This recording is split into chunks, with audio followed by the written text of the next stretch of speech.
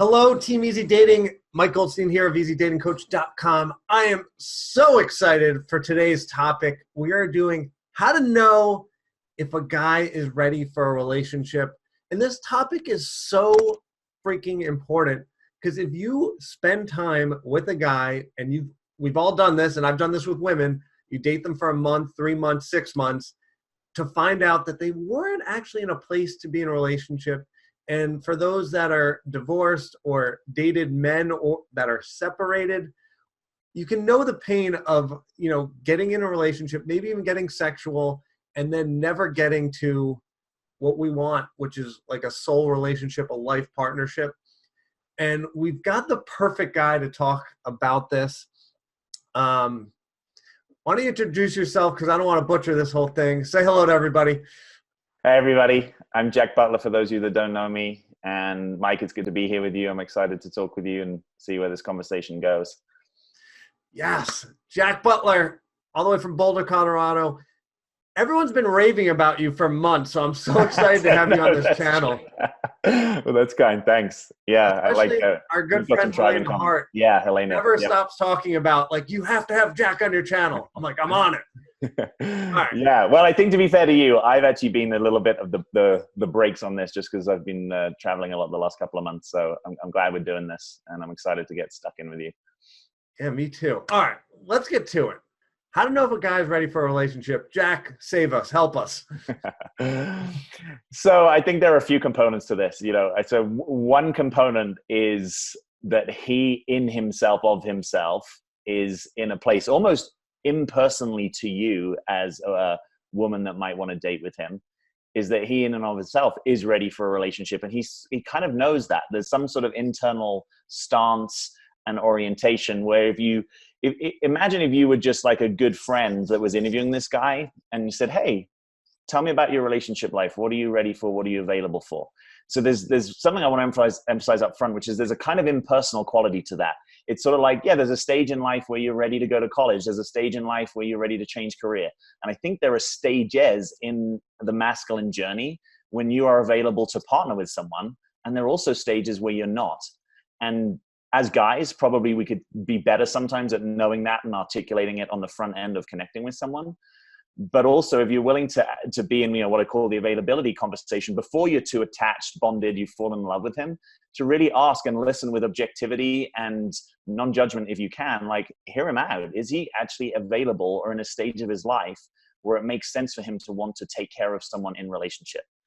And some of the common clues of this, I think when guys haven't really kind of got their stuff together, got their shit together, so to speak, there's an unlikelihood that they're going to want to be in relationship with someone. It's like, I can't even barely take care of myself or figure out how to put a roof over my head or the direction of my career. That's not an obvious place to move powerfully in a partnership with a woman for most men if they have a masculine essence. Ooh, I love that.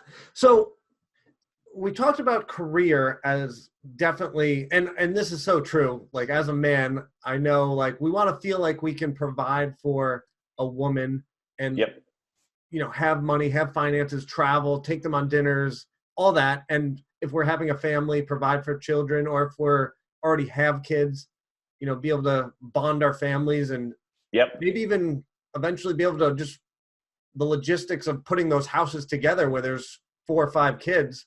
Like, how does that all look, and do I feel comfortable? But so other than finances, you talked about stages. Maybe you could give us some examples of some other stages so that women can, start looking for these things. Yeah. So I think the other stage to pay attention to is how much is the guy in himself? How much is he kind of clear who he is, clear what he's about? Because for most of us, there are cycles of stability, right? Where we're like, let's say I'm a relationship coach. That's who I am. I'm not thinking about that every morning. That's kind of what I'm up to. There's a kind of geographical stability. Like, I know this is kind of my territory or this is my area. And then there are times of life where you go through transition, right? Where you kind of like, maybe you sort of upgrade your sense of self or who you thought you were. Sometimes for guys, it happens if they have gung-ho corporate careers And then there's some point they're like, actually, this isn't meaningful to me. I want to do something that's connected to my heart. I want to have more of a mission. That transition to relax that identity and to step into a new identity, again, that's not a classic time when most men, they're figuring themselves out, are thinking, oh, who do I want to settle down with and be in a partnership with? So I think you can notice how much has a guy really come into himself. And when a guy's really come into his, I'll just use this word, masculine essence. Sometimes people call it king. Sometimes people call it sovereignty, but some version of that where he actually gets, yeah, I kind of know who I am. That is mostly after that's stabilized. And there's cycles of that, right? You could get that at 25. You could get that at 65. There's cycles of that. That's more when a guy is thinking, yeah, I'm kind of ready to share and provide and connect and create the things that you were talking about. So I think that's one thing that you can pay attention to. I think the other is, where is he at in his relationship trajectory? And has he had a time of singleness long enough, mostly, to kind of stabilize back into himself so that he is realistically available for something new? You know, most of us, men and women, if we're on the rebound, we haven't really processed, grieved, healed, there's a level of availability that isn't likely to tend towards partnership. Now, just one other quick distinction I want to make in here. You know, we talk a lot about lover versus companion versus partner. And so what you'll find is that pretty much at any stage, men that are drawn to women will want to connect with women, will want to have an intimate or friend-like connection with a woman. That is just a different thing than I'm available for partnership. So I try to help people use these terms to say, oh, you know, there can be a lover energy. There can be clearly romantic sexual energy with someone. And that's, you know, it's totally true that that's going on. It just doesn't mean that he's available for partnership. Or it might be that he's really figuring himself out and he wants a special companion. He wants someone that he can share his heart, feel emotionally connected. Maybe there's nothing sexual really, or limited, but that's a true connection. But a lot of women will hang around in that connection, waiting for the day that he says, oh, actually, I'm now available for partnership. And what I've seen mostly is that it doesn't go that way. That when he's ready for partnership, it actually constellates with someone else. And so if you're hoping, you know, we say don't date the future. If you're hoping that this connection needs to become something else in order for it to really be a partnership, I would say be very careful there. It might be better to downshift the connection and stay true to yourself of what you want than sort of wait on this promise that I've mostly seen as an unfulfilled one. I love that advice. Like, so spot on. And like, this is so important because you kind of went really fast through it. And I just want to reiterate what you said. Okay. Don't date the future. Yes. Like, so many women I know are like, well, he's such a great guy, but I don't get the relationship. I don't get what I want. Like, he only shows up once a week or twice a week, and I don't get my dates. I don't, you know, I want him to move in. We're not moving. Like, if you're not getting what you want, you got to date the present and ask for what you want. And if he can't deliver, then maybe he's not your partner. Yes. I think that's well said. Yeah. Well, part of that, I think, is some of the sober realizations. So one of them would be, just because you love a man doesn't mean that he's a good partner, right? You can love all sorts of people. Just because you have a great connection with a guy doesn't mean that he's going to be a good partner. So you start to separate these things out. Because I think, you know, you might have had this. I've worked with a lot of women where it's like, well, I really love him. He's just kind of breadcrumbing me. And it's like, yeah, you're probably seeing that accurately. You probably do love him, and he probably is breadcrumbing you. So what is the logical conclusion of that? If you can bring a little bit of sobriety and objectivity, it's that, hey, he's not going to be a partner to you. And if that's more important to you than the particular connection, then you might have to take a stand for it. And that's just really hard. I'm just going to acknowledge, like, if you love someone and then you get someone like me saying, yeah, but be sober and objective, you love him, but he's not available for partnership, it's kind of heartbreaking. And it's really hard to step out of that because you're like, well, I love this guy. But sometimes it's like, you know, I think we all want to believe that love is enough. And I don't know that in every instance it is, because I could have you love someone that is absolutely terrible for you to be in relationship with. If you hang out with them enough and you open your heart to someone, yeah, you can love all sorts of people. You can love people that are completely crazy and addicted and all sorts of things. That just doesn't mean that they're going to be a good partner. So you start to separate these things out, including separating out chemistry and compatibility, right? Just because we have good chemistry, even if we have amazing romantic sexual chemistry, that doesn't mean we're going to be good partners together. And I think that needs to come into the narrative a little bit more than it is in sort of popular culture. Yes. Like, second gold nugget came right there. Like, if we were on the show Mythbusters and the question was, is love enough? Right. Love is enough. Is that a myth? And it 100%, in my opinion, and I think according to Jack, it is a myth. Like, I'll speak from my past. I've been in love, I believe, 3 times, Yes. and not all 3 of those relationships couldn't work for different reasons. But especially when I was dating when I was much younger, like in my teens and early 20s, I didn't have the skill set to maintain it. She probably didn't have the skill set. We didn't know how to interact. We didn't know how the opposite sex works. And we just, honestly, at that point in my life, I based a lot of my decisions on looks. So I was like, wow, Yeah. she's beautiful, but wildly not compatible for me. And I did fall in love, and she was in love, but the compatibility just wasn't there at all. So we Yes. had to split away. Anyway, Jack, what I want to do right now, if it's all right, is he's got this amazing webinar that's 90 minutes long that goes into this in much greater detail. And it's also with our close friend, Clayton Olson, which I know everyone, he's got a video on this channel with so many views and everyone loves it. Anyway, Jack, maybe you could talk about this webinar because it's for free and I want them to get it in case, well, anyway, tell them about the webinar. I will. Yeah. Awesome. So the webinar is called The 3 Keys to Being Relationship Ready. And it's some of the best material that Clayton and I have put out. It's been getting rave reviews, and you can, I think you're going to post the link. There's going to be a link below this video. You can just click that link, find a time that works for you in your time zone. And what you'll find with that webinar is that we are really describing to you what might have been the unconscious blocks to you being ready to be with the right guy. Our whole philosophy is around let Mr. Right love the real you.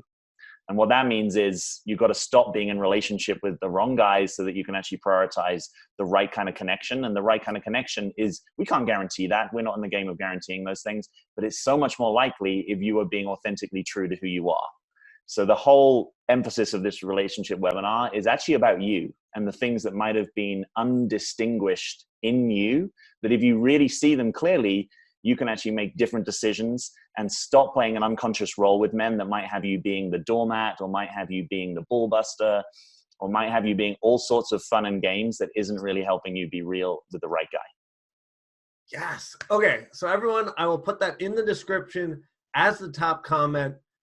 Definitely check this out. I've been friends with Clayton for a long time.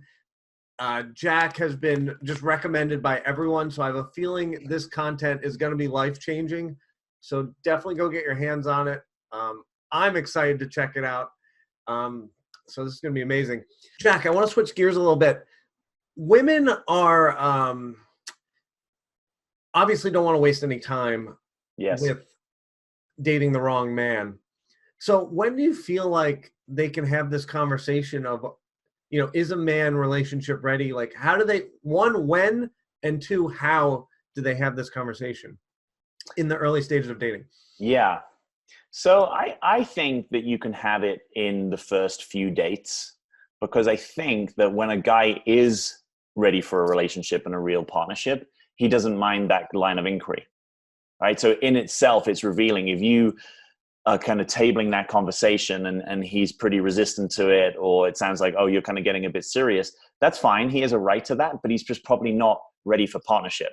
It's like, let's take it out of relationship. If you and I were getting to know each other and part of that was I have a company and you might come and work in it or something like that, you probably wouldn't mind if I tabled that conversation pretty early. I'm like, hey, Mike, we've got this great company. We want you to come and, be part of it.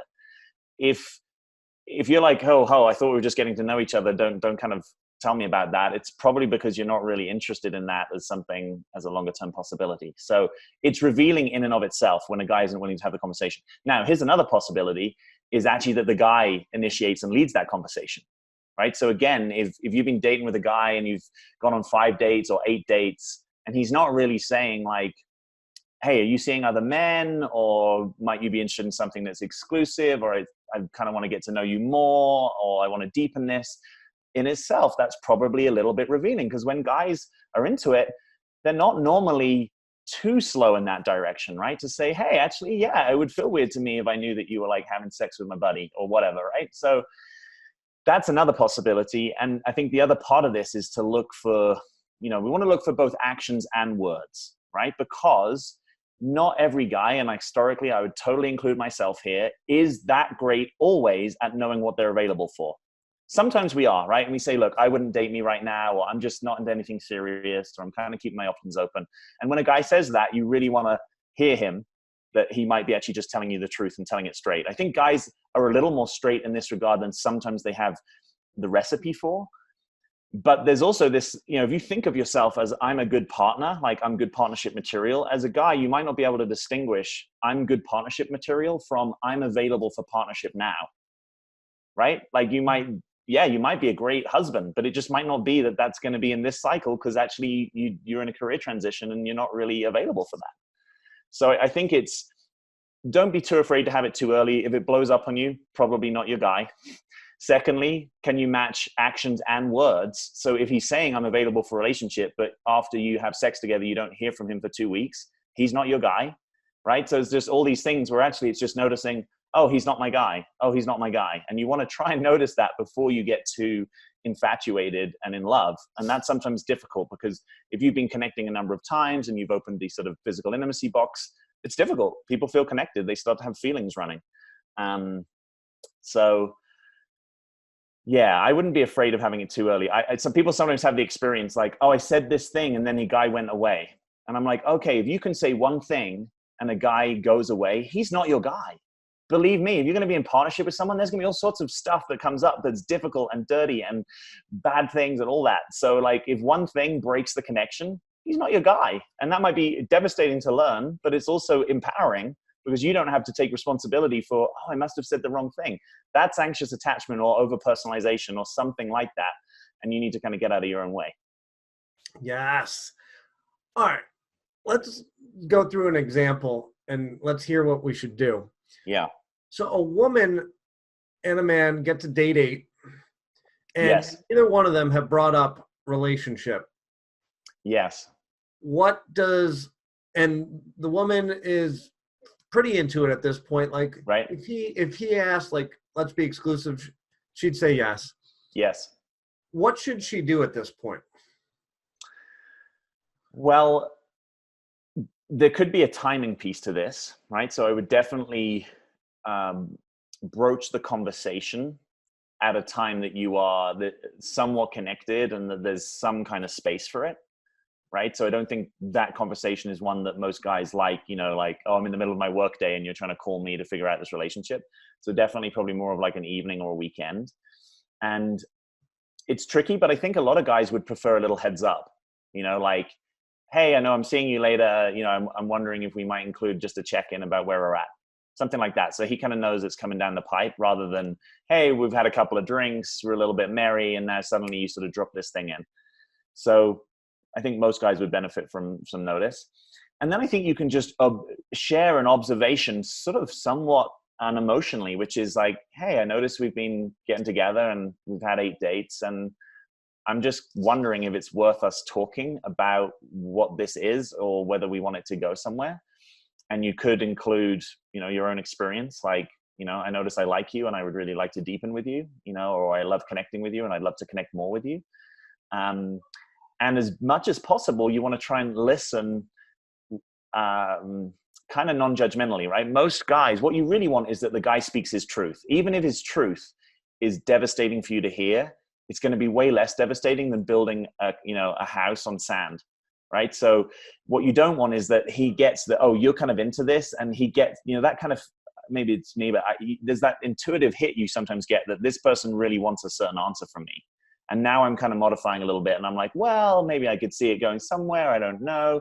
What you really want is to be able to say, look, tell me what's true for you and I'll deal with the consequences, right? Speak as freely as you can. I think anything that you can do that conduces to that, because you kind of want to know what's real for the guy. And then you give him a chance to speak. And I would encourage you to do it as a witnessed monologue, right? Which is a fancy phrase, but it really means you speak, I listen. I'm not going to interject.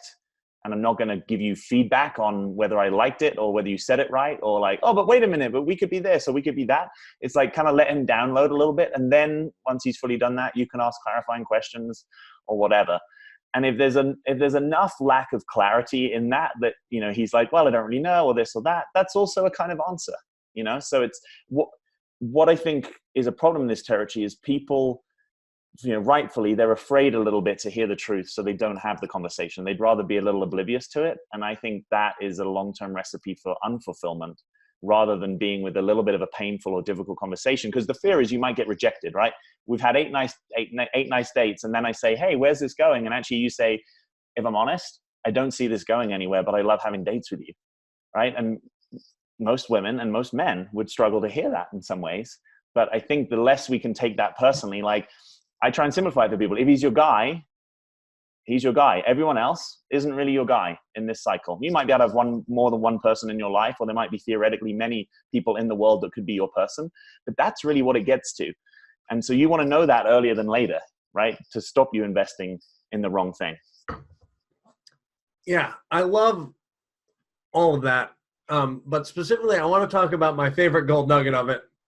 I love that you're saying to a woman if you're going to have that conversation, give them the heads up, like, hey, I want to talk about, where we're headed. Yes. And the reason I love this is because if you don't do that, what's going to happen a lot of the time is you go talk to him, and exactly what Jack said is he may just give you that, like, not really his thought out answer, but the thing that he knows you want to hear. Versus if he has time to think about it, he's genuinely going to be like, well, where is this headed? I know she wants to talk about it. I better think about this. Yes. Because totally. Quite frankly, a lot of men just haven't thought about it. And women are probably like, are you crazy? Like, we've been dating for 8 dates and he hasn't thought about it. Well, sometimes he's just like, well, this is fun. And yeah, I don't know. And just going through his day, like he's got work, he's got maybe kids, and just like full chug-a-lug mode and getting things done. But he needs to take a second and think about it. And then when you have the conversation, you get the genuine answer. Yes. Versus instead, when you have the conversation, you're like, okay, I'm finally getting the answer. Like, this is the day. And then he's like, I haven't even thought about it. And you're like, oh, and it's a big letdown. You're like, you got all psyched up for this talk. And it's like, well, I guess I got to hurry up and wait now. Yes, that's right. Yeah, the other thing that can happen, so it could be that he tells you kind of what you want to hear, right, to kind of keep the harmony. Or sometimes it might actually kick up the one in him that is a bit commitment phobic. We talk about commitment phobes. I reckon that most men have at least some commitment phobe somewhere in them, right? Most men's highest value, or many men's highest value, is freedom. And so the idea of committing into a relationship brings up stuff for most men, I think. So you might get that stuff where he's like, whoa, whoa, whoa. And he's kind of putting the brakes on because in the moment, he doesn't want to sort of create this illusion that there's something that he's going to invest and commit with. And then sometimes that can actually give you the wrong impression. It might just be that, he's not ready to commit to anything in this moment, but he kind of needs to get quiet and kind of be with himself to figure it out. So, yeah, I think we're in agreement on that. I'm so glad you brought up freedom, because I couldn't agree more that men wildly crave freedom. But they can have massive amounts of freedom within a relationship. So I'd like you to talk about how women can be themselves, be authentic, but make sure a man's wildly clear that this relationship's going to be massively great and there will be freedom. Like, how does she execute this? That's a great question. Part of it could be literally just talking to the sentiment that you've just expressed there, right? That I want you to experience being yourself and being free to be you in this connection. And so I'm open at any point if there's anything that we need to do or adjust, or, if you need to go and have, go on a men's retreat or a solo retreat or have a big night out with the lads or whatever it is, that I'm open to that. There might be some agreements that we want to have, and there might be some, constraints. What is really great for women is that when they're partnering with a guy who gets that freedom is not just an external game, right? Freedom is not just the external constraints and structures, that there's also like an inner game of freedom. Because then I think there's a more mature masculine that says, yeah, obviously there are some constraints to being in a relationship, right? For most of us, there's like a monogamy constraint, and that might be one we absolutely want. And it's also a bit of a constraint, but I accept that. I as a man, I take that on because I realize there's a freedom within that. There's a freedom to create something deeper and more intimate with you within that construct, rather than I just experience as my relationship is my constraint on my freedom.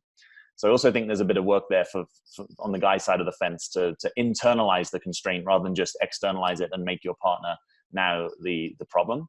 I also think you want to be mindful about how much of your guy's attention you want. And this is a tricky one. Most people want a bunch of attention, and there's some kind of balance with also allowing him or encouraging him to have spaces in his life where he's actually fully focused in that space. And the little thing that you want to interrupt him with, maybe noticing that actually I don't need an answer from him right now, and I'm going to cut him some space, and we'll talk about it over dinner. I think a lot of guys benefit from that sole focus, right? Where like, when I'm working, I'm pretty much working. When I'm hanging out on my own watching an action movie, I'm hanging out on my own watching an action movie, and just realizing that that is very restorative to the masculine, right? The sort of, the focus on doing versus the focus on being, and actually encouraging your guy to do that. Like, hey, I'd love you to have an afternoon or an evening just to yourself. How can I support you with that? And I think most men appreciate that sort of orientation. Yeah, I want to be like the male cheerleader here and be like, yes. Like when your woman says like, go have a night to yourself, you're just like, what'd you say to me? Oh yeah, all right, what am I doing? This is gonna be great.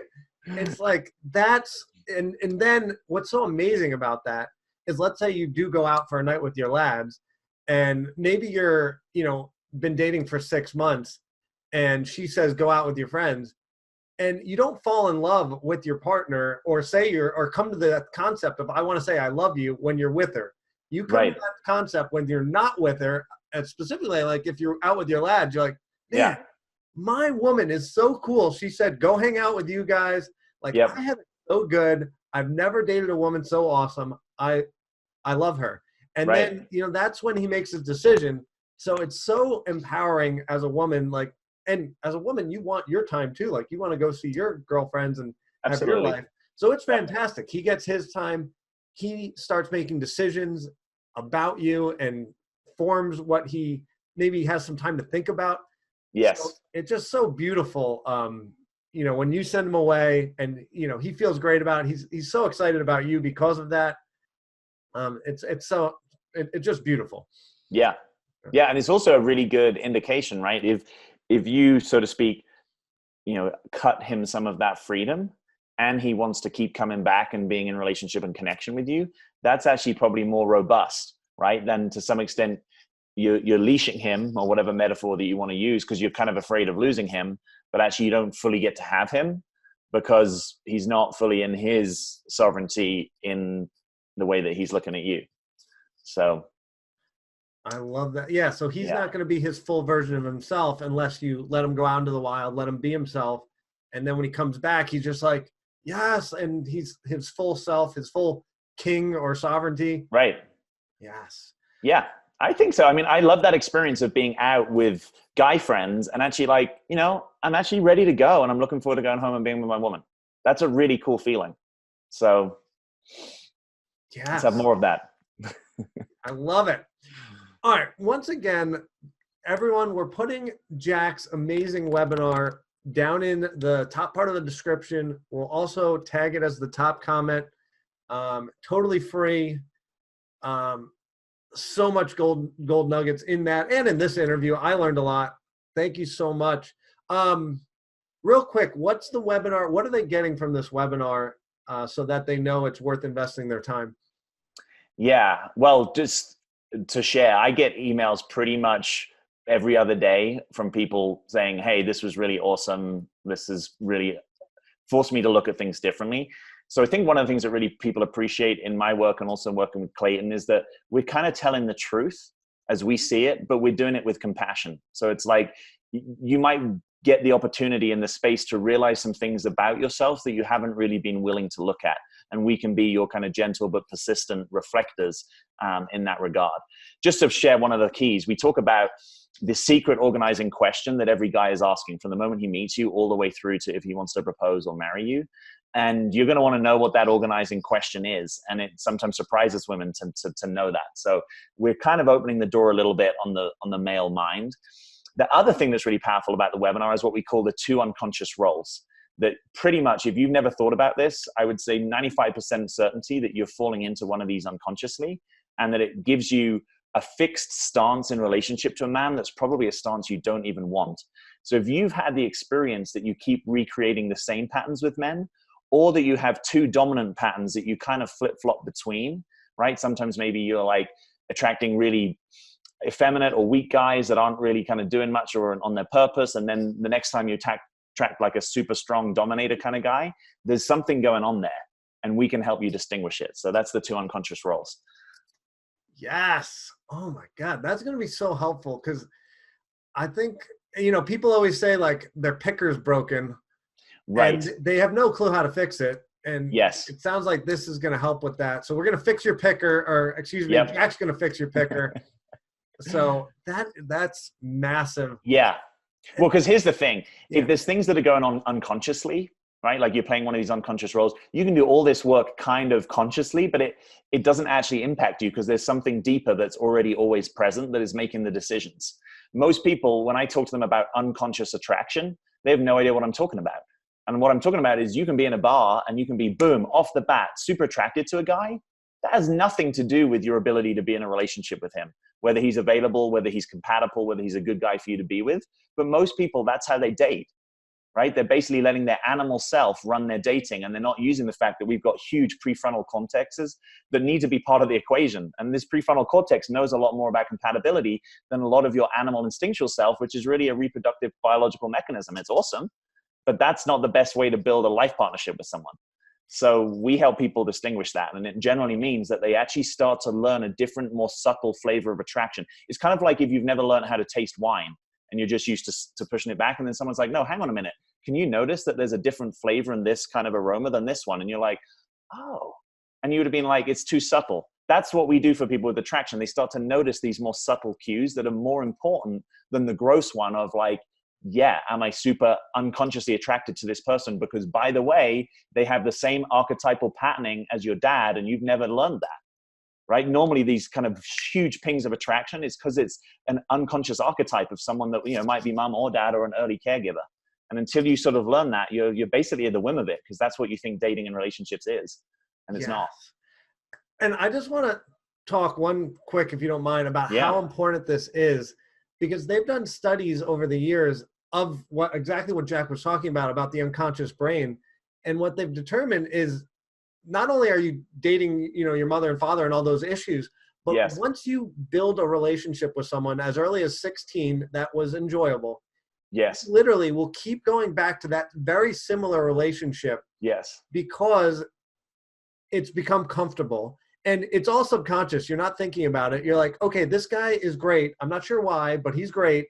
And then it doesn't work out. And then you repeat, and the pattern just keeps going, because every time you feel the chemistry and you feel the comfort.